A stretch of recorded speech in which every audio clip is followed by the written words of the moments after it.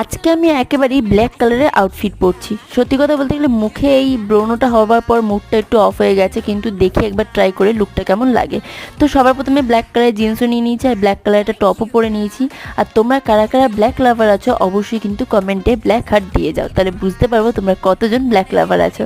তো তারপর আমি কনসিলার মুখের উপরে অ্যাপ্লাই করে নিচ্ছি। আসলে খুব একটা বেশি মেকআপ করতে ইচ্ছা করছিল না, তাই জন্য হালকা মেকআপই করেছি। আর তারপর আইব্রোটা ফিল করে নেওয়ার পর লাইনারও করে নিয়েছি।